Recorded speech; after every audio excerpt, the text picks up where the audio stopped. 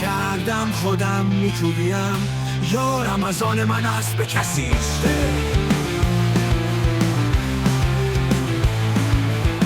گه وارد باغ خود میشوم، گل میچینم به کسی چه.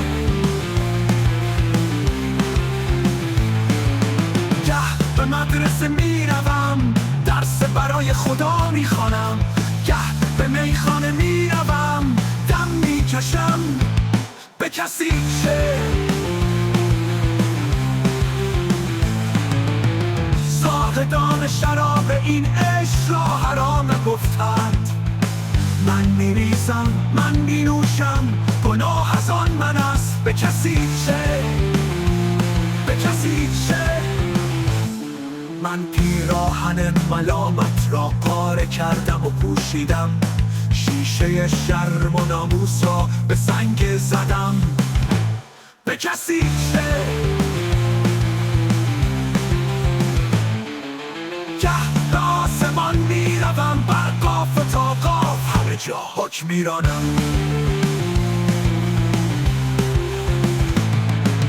گه به زمین میآیم، یار دوست میدارم به کسی چه.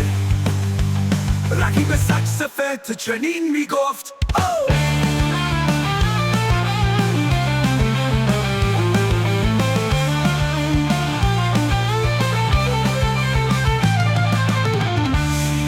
دوست داشتن بسیار گناه است. من معشوقم را دوست می‌دارم، گناه از آن من است به کسی چه.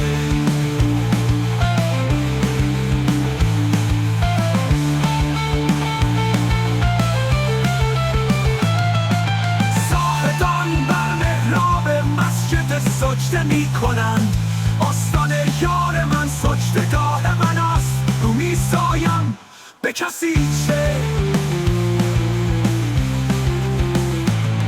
از نسیمی پرسیدند که با یارت خوش هستی. خوش باشم یا نباشم، آن یار از آن من است به کسی چه.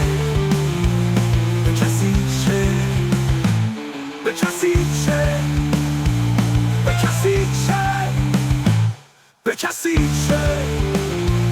به کسی چه.